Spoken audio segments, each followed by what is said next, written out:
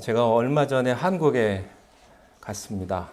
가서 제 어머님하고 같이 좀 지냈는데 어머님이 혼자 지내시기 때문에 이번에 갔을 때는 제가 되도록이면 어디 가지 않고 어머니하고만 지내려고 그렇게 노력을 했습니다. 그래서 어머니하고 아침, 점심, 저녁 같이 먹고 저희 집안이 이렇게 다정다감한 집안이 아니거든요. 서로 냉랭하지만 그래도 함께 있는 게 중요하기 때문에 어머니는 어머니 방에서 기독교 방송 들으시고 저는 제 방에서 제 할 일하고 그러면서도 같이 있으려고 노력을 많이 했습니다. 아침에 눈을 뜨면 어머니께서 하시는 말씀이 있습니다. 밥 언제 먹을래? 먹기는 싫은데 안 먹을 수 없잖아요. 지금 먹을게요. 그래서 아침 6시에 아침을 먹고 그리고 점심 되면 11시에 또 점심을 먹고 하루 3끼로 꼬박 먹었습니다. 그렇다고 어머니가 또 같이 드시는 것도 아니에요. 아들 먹는 거 보기만 하시고 어머니가 거동이 불편하신데도 아들 왔다고 하루 3끼를 그렇게 차려주시더라고요. 그러면서 지난 그 어머님과 같이 살았을 때를 좀 생각을 해보았습니다. 제가 이제 교회 올 때마다 교회 올 때 넥타이를 매지 않습니까? 그러면 와이셔츠를 입는데 제가 예전에 와이셔츠를 제가 다리면서 무슨 생각을 했냐면 내가 한국에 있을 때는 어머니가 다려줬는데 한국에 있을 때는 매일 새벽에 넥타이를 메고 가니까 와이셔츠가 많아요. 그러니까 다림질을 매일 해야 되거든요. 근데 어머님께서 다림질을 다 해주셨는데 우리 교회 와서는 제가 일주일에 한 번밖에 넥타이를 매지 않기 때문에 다림질을 하는 경우가 많지 않아요. 게다가 요즘은 또 제가 하지 않고 또 도와주시는 분이 있으셔서 제 와이셔츠도 다려주시고 그렇게 해서 입습니다. 그때 어머님 생각을 많이 했고요. 또 어머님하고 둘이 있을 때 어머님이 노래하는 걸 참 좋아하셨습니다.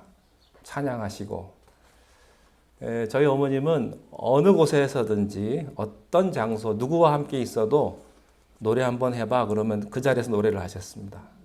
그 자리에서 찬양하시고 그래서 어머니가 참 노래하시는 거 찬양하시는 거 참 즐거워하셨어요. 그래서 제가 어머님하고 둘이 있을 때 제가 기타 치고 어머니가 찬양하고 그렇게 지냈던 기억이 있습니다. 그때 제일 어머니하고 가까이 있었던 것 같아요. 그때 어머님께서 부르셨던 찬송도 많이 있었고 또 가곡을 좋아하셨습니다. 가곡을 참 잘 부르셨는데 그 가곡 가운데 선구자라는 가곡을 참 잘 부르셨어요. 이 선구자라는 곡은 제가 여기까지 끌고 온 거예요. 선구자 얘기하려고. 이 선구자라는 노래는 일제시대에 작곡된 한국의 대표적인 가곡인데 그 노래를 들을 때마다 정말 그 독립투사들의 기지와 의지와 나라 사랑을 느끼게 됩니다. 그 가사를 한번 불러드리겠습니다. 일송정 푸른 솔은 늙어 갔어도 한 줄기 해란강은 천년 두고 흐른다. 지난날 강가에서 말 달리던 선구자 지금은 어느 곳에 거친 꿈이 깊었나. 2절은 이렇게 됩니다. 이역 하늘 바라보며 활을 쏘던 선구자. 3절은 조국을 찾겠노라 맹세하던 선구자. 이렇게 되어 있습니다. 신약에 가보면 이런 또 한 사람의 선구자가 나타납니다. 바로 그 사람이 누구냐면 오늘 함께 나눌 세례 요한이라고 하는 사람입니다. 그는 예수 그리스도를 위한 선구자로 이 세상에 맨 처음 온 사람입니다. 그래서 세례 요한이 선택되고 난 그 이후에 예수님의 제자가 선택이 됩니다. 그러니까 세례 요한의 이야기를 먼저 하고 그 다음에 예수님의 12 제자가 선택되는 것을 볼 수가 있는데 이제 다음 주부터는 이제 그 제자들을 어떻게 선택했는지 그 내용이 다음 주부터 나오게 됩니다. 세례 요한은 사람이 살지 않는 사람들이 살기 싫어하는 그런 광야의 거처를 두고 살았습니다. 그의 옷은 약대 털옷이었고요. 가죽띠로 허리를 띄었습니다. 그리고 그의 음식은 메뚜기와 석청이었고 자기를 찾아오는 사람들에게 그들이 듣기 좋은 그런 메시지를 전한 사람이 아니었습니다. 인기 있는 메시지를 전하지 않았습니다. 회개하라고 하는 그런 듣기 싫은 이야기를 한 사람입니다.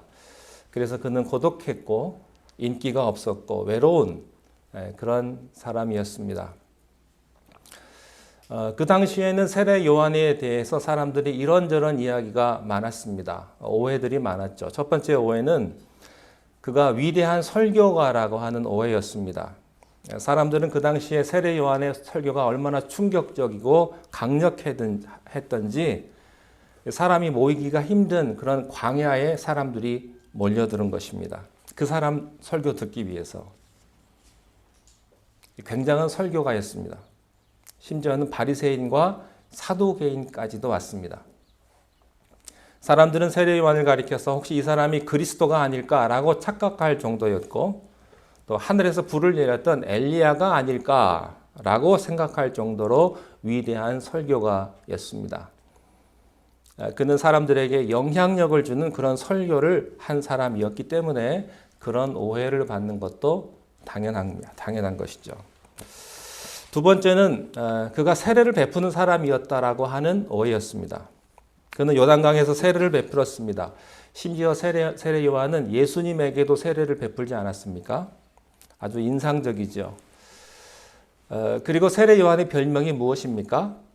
세례 요한이라고 하는 요한은 요한인데 그가 세례 요한이라고 한 것을 보면 그는 분명히 세례 주기 위해서 세상에 온 사람이다라고 생각할 정도로 그런 오해를 받을 만한 사람이었습니다. 세 번째는 그가 사회 정의를 부르짖는 개혁가였다라고 하는 오해입니다. 이것은 틀린 말이 아닙니다. 실제로 그 당시에 권력의 정점에 있던 헤롯 왕과 또 다른 모든 사람들의 부도덕과 각종 비리들을 겁없이 생명을 내놓고 그리고 죽은 사람이었습니다. 여러분, 우리는 알면서도 못할 때가 얼마나 많습니까? 말 못할 때. 꿀먹은 벙어리처럼. 틀린 줄 아는데 이렇게 하면 안 되는 걸 알면서도 그냥 지나가는 거죠. 내가 거기에 들어가기 싫으니까, 내가 거기에 간섭하기 싫으니까 그저 잘못된 줄 알지만 그냥 내버려 두는 거예요. 세례 요한은 그렇게 하지 않았습니다. 그는 담대히 외치다가 목이 잘려 머리가 은쟁반 위에 담기는 그런 최후를 맞이했던 사람이었습니다. 어느 인물보다도 그는 정의감에 불탔는데 특별히 사회 정의에 예민했던 사람입니다. 그래서 그런 오해를 받을 만합니다. 자, 그러면 우리가 세례 요한의 삶을 이야기할 때 그가 정말 위대한 설교가였고 세례를 주는 사람이었고 사회를 개혁하기 위해서 그런 목소리를 내는 사람이었음에도 불구하고 그의 삶을 그렇게 정의할 수 있느냐 하는 겁니다. 아닙니다. 그것은 그의 삶의 겉으로 드러난 한 모습이요 현상일 뿐이지 그가 그것을 위해 온 것은 아니라고 하는 것입니다. 설교하기 위해서 온 것도 아니고요. 세례 주기 위해서 온 것도 아니고 그가 사회 정의를 외치기 위해서 온 것은 아니었다라고 하는 것입니다. 그러면 세례 요한의 삶의 목적은 뭐냐 이거예요. 삶의 본질은 무엇인가? 그의 인생의 사명은 무엇인가? 그런 것이 아닙니다. 오직 하나입니다. 예수 그리스도를 증언하는 것이었습니다. 예수님이 하나님의 아들이시요 온 인류를 위한 구원자시요 세상 죄를 지고 가는 하나님의 어린 양이라고 하는 이 사실을 그는 자기의 몸으로 자기의 삶으로 자기 생애를 던져서 이야기하고 말하는 것입니다. 그것이 세례 요한의 삶이었습니다. 그는 잉태될 때부터 목이 잘려 죽을 때까지 그를 사로잡고 있는 것은 다른 것이 아니었습니다. 사회정의도 아니고 설교도 아니었습니다. 오직 예수 그리스도였다고 하는 사실입니다. 저는 이 말씀을 묵상하면서 정신이 번쩍 들었습니다. 왜냐하면 저는요, 성직자거든요. 목사거든요. 그러니까 저는 당연히 예수를 위해 사는 사람이 아니겠습니까? 목사니까. 제가 우리 발레옥교회 목사라는 건 확실하죠. 그죠? 제가 어디 가서도 그렇게 말합니다. 저 반려교회 목사입니다. 또 제가 설교하니까 설교자라는 것도 확실한 거예요. 그러면 내 삶에 예수만 있는가라고 물은다면 솔직히 자신이 없습니다. 왜냐하면 저는 다른 생각 많이 하고 살거든요. 여러분, 목사라고 속지 마시고 선교사라고 속지 마십시오. 제가 지금까지 교회를 이렇게 섬기면서 여러 교회에서 섬기면서 제가 본 많은 성도님들 가운데 정말로 훌륭하고 또 존경받는 분들이 참 많습니다. 예수 잘 믿는 분들이 참 많아요. 좋은 직업, 높은 보수에 있는 분들, 세상에서 존경받는 자리에 있는 분들이 정말로 많았습니다. 근데 그렇다고 해서 그분들이 예수에 미친 사람이냐? 그런 건 아니더라고요. 예수 믿는 사람으로서 그저 자기가 좋은 자리, 좋은 직업을 갖고 있는 사람일 뿐이지 그가 예수에 미친 사람이냐? 그건 아니더라는 거예요. 아무튼 우리는요, 예수 믿긴 믿는데 얼마나 안 미치려는지 몰라요. 얼마나 적당하게 믿으려고 하는지. 우리는 예수를 믿긴 믿는데 얼마나 세상적으로, 상식적으로 믿는지 몰라요. 멋지게, 좋게 말하면. 모든 사람 다 좋아하게. 모든 사람들이 볼 때, 야, 이 사람은 괜찮은 사람이다. 그런데 예수도 잘 믿는다. 그 정도 수준에서 자기 삶을 정리하고 사는 거예요. 그리고 그 금을 그어놓고 넘어가지 않으려고 하는 거죠. 그 차이예요. 제가 오늘 이 본문에서 여러분들과 이 세례 요한을 통해서 나누고 싶은 부분이 바로 이 부분입니다. 과연 우리는 예수에 미친 사람인가? 여러분 예수 믿어요, 그죠? 근데 여러분 삶에 예수가 전적으로 여러분을 주장하는 분이십니까?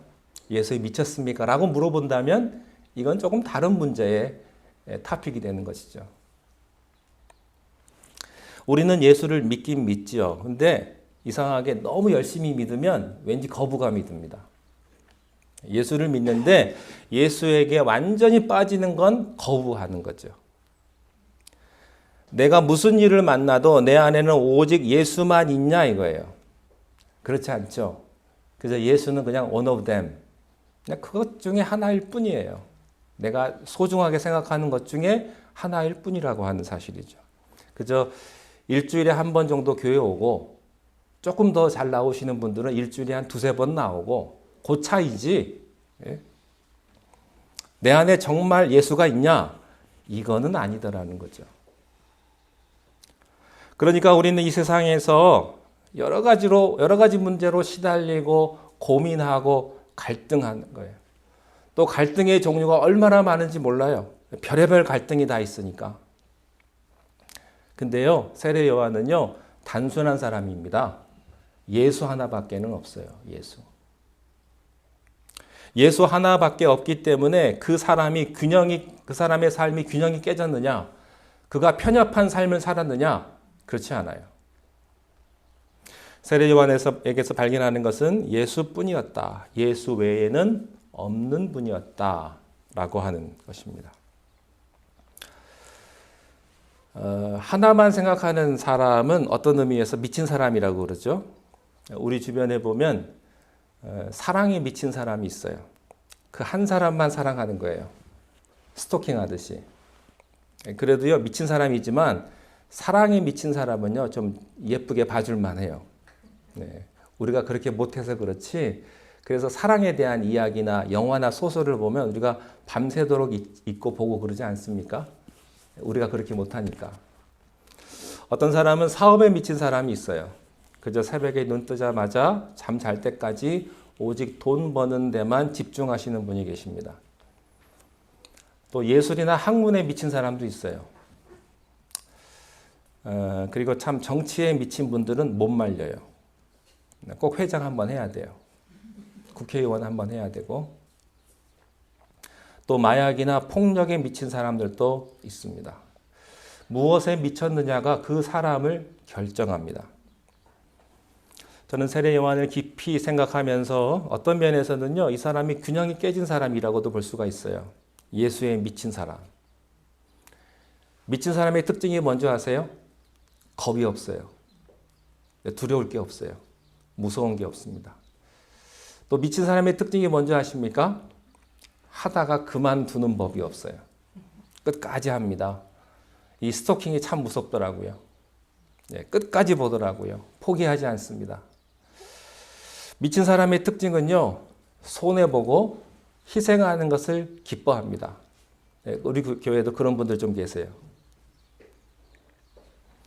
여러분, 순교하는 사람들이 제정신입니까? 적당히 타협하고 목숨을 구하지 왜 순교합니까? 한 가지에 미쳐서 그래요. 왜 우리는 그 사람들을 존경합니까? 한 가지에 미쳤기 때문에. 우리는 그렇게 못 살지만 그렇게 사는 사람들을 존경하고 부러워하는 것이죠. 우리는 오늘 세례 요한에게서 이 사람이 예수에 미치는, 예수님의 증인이 되는 세 가지 특징을 발견합니다. 첫 번째는 19절과 20절입니다. 우리 19절, 20절 말씀을 우리 함께 읽겠습니다. 시작. 유대인들이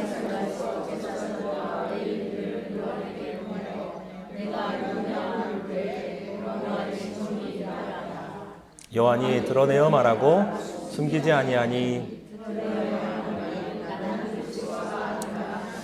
사람들이 물었습니다. 네가 누구냐? 첫 번째 세례 요한에서 발견하는 것은 이겁니다. 내가 누구냐라고 말을 할 때 그것을 정확하게 이야기할 수 있다면 내 삶에 예수님을 위한 삶이 될 수 있다고 하는 사실입니다. 사람들이 물었어요. 그가 너무나도 세상적으로 영향력을 미치는 사람이기 때문에 사람들이 와서 당신 누구요? 이 정체성의 문제입니다. Who are you? 여러분 누구예요? 여러분의 본질은 무엇입니까? 여러분의 인생의 목적은 뭐예요? 여러분은 이 세상에서 무엇을 하다가 죽으면 어디로 갈 겁니까? 하는 겁니다. 제가 한국에 가서 제가 제 어머님하고만 있지 않았어요. 친구도 좀 만났습니다. 고향 친구들, 어렸을 때 친구들 만났는데 친구들이 벌써 이제 은퇴가 얼마 남지 않았더라고요. 기업에 다니는 친구들은 뭐 한 3, 4년 있으면 은퇴해야 되고, 뭐 대학 교수인 친구는 기껏해야 공무원이니까 7, 8년 정도 남았어요.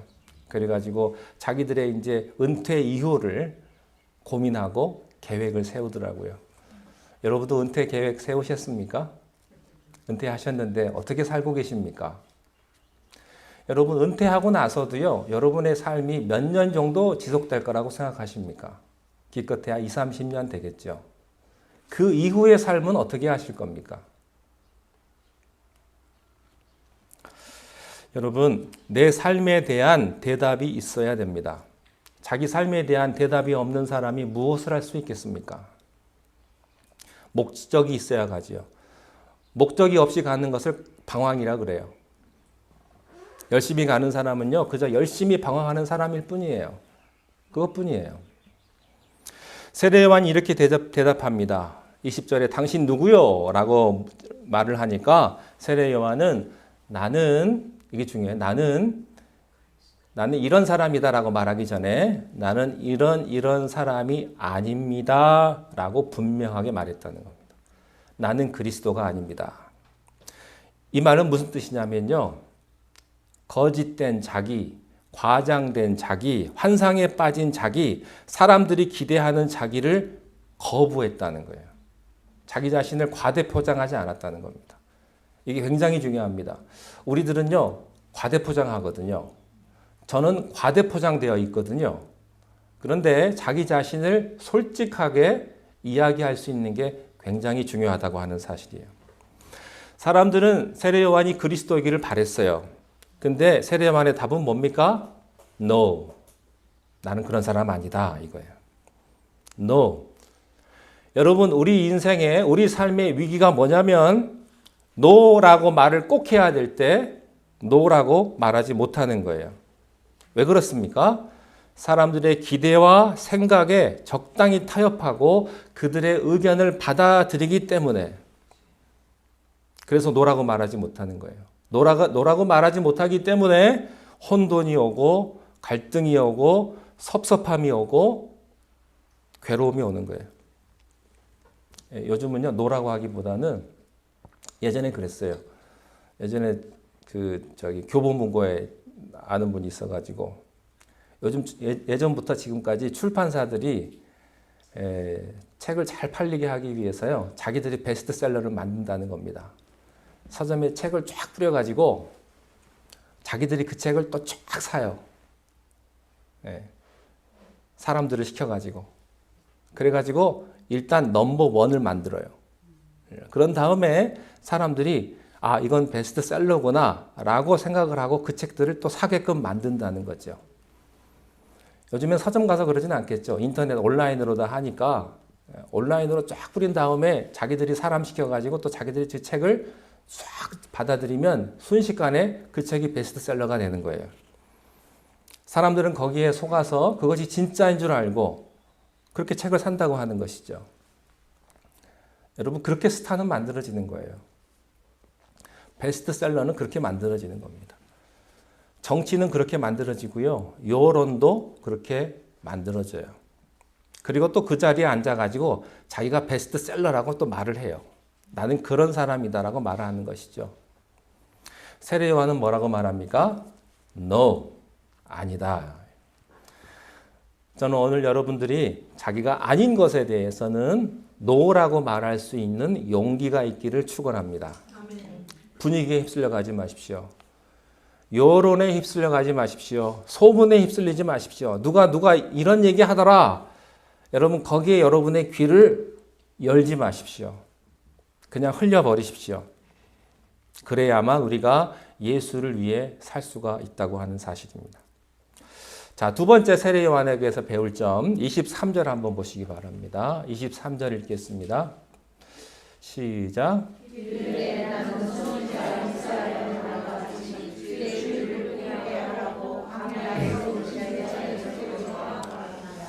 첫째는 무엇이냐면 자기 부정이에요. 두 번째는 그러면 너는 누구냐? 너는 내 자신에 대해서 뭐라고 설명하느냐라고 말할 때 세례 요한은 이렇게 말하죠. 내 생각에는 이렇게 말하지 않고요. 사람들이 나를 이렇게 얘기합니다. 이렇게 말하지도 않았어요. 어떻게 말을 했냐면 성경이 이렇게 나에게 정의한 대로 자기를 정의했다고 하는 것입니다. 내가 왕년에 이러이러한 사람입니다. 라고 말하지도 않았습니다. 중요한 것은 영적인 태도라고 하는 거예요. 그럼 당신은 누구냐? 여러분, 요한의 얘기를 한번 잘 들어보세요. 요한이 뭐라고 말하냐면 성경에 말하는 바에 의하면, 그러니까 이사야서를 인용하면서 이렇게 말합니다. 나는 광야에 외치는 자의 소리입니다. 라고 자기를 이야기합니다. 여기서 배우는 두 번째 메시지.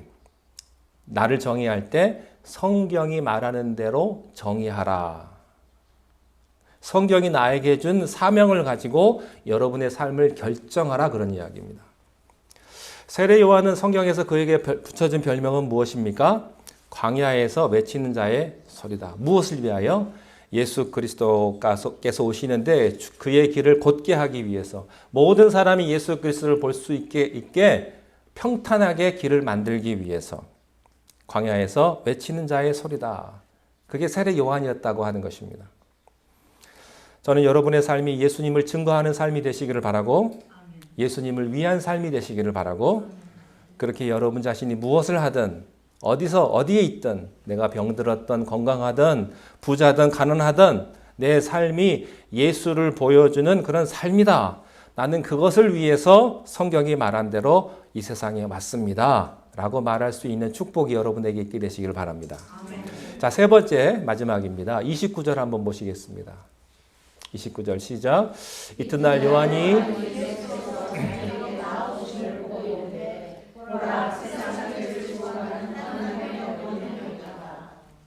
세례 요한이요, 자기 제자들과 함께 있다가 예수님을 보자마자 그가 한 말이 바로 이것입니다. 보라, 세상 죄를 지고 가는 하나님의 어린 양이다. 첫 번째는 자기 부정이고요. 두 번째는 성경에서 말한 자기를 확인한 거고요. 세 번째는 예수 그리스도를 바라보는 것입니다. 예수님 바라본 거예요. 제 직업은 목사가 아니고 예수입니다. 예수. 내 삶은 오직 예수 그리스도다 이거예요. 세례 요한에게서 발견하는 것은. 이런 태도를 가지신 분이 세례 요한이었다 하는 것입니다. 자, 30절 한 절 더 읽겠습니다. 30절 시작. 내가 나보다 앞선 것은 그가 나보다 먼저 계심이라 한 것이 이 사람을 세례 요한이 이렇게 말합니다. 그분은 나보다 앞선 분이십니다. 예수님은 누군가? 32절에 보면 성령이 비둘기처럼 임하시는 분이시다. 33절 하반절에 보면요. 예수님에 대해서 그가 성령 세례를 베푸는 분이시다. 이렇게 말을 합니다. 요한이 본 예수예요. 그는 하나님의 어린 양이시다. 나보다 먼저 계신 분이시다. 성령으로 세례를 베푸는 분이시다. 라고 세례 요한이 예수님을 증언합니다. 사랑하는 성도 여러분, 여러분들이 무슨 일을 하시든 무슨 말을 하시든 예수님을 위한 사람이 되시기를 바라고 예수님을 위해 존재하는 사람이 되시기를 바랍니다. 예수님에게 미쳐 보십시오. 우리의 문제는 예수님에게 미치지 않았다는 데 문제예요. 너무 제정신이에요. 세상에. 너무 상식적이고요. 여러분, 이런 분들은요, 좀 균형이 깨진 사람 같죠? 너무 예수에만 빠져 있으면. 근데 이 사람이 행복한 사람이에요. 무언가에 빠져 있는 사람. 예수님에게 빠져 있는 사람만이 진정한 행복한 사람인 줄로 믿습니다. 이런 축복이 여러분에게 함께 하시기를 바랍니다. 기도하겠습니다. 하나님 아버지, 우리가 세상을 살아가며 너무나 많은 것 때문에 고민하고 갈등을 합니다. 그러나 그 모든 것들을 다 내려놓게 하시고 오직 예수 그리스도만 바라볼 수 있는 그러한 믿음을 우리에게 허락하여 주옵소서. 예수님 이름으로 기도하옵나이다. 아멘.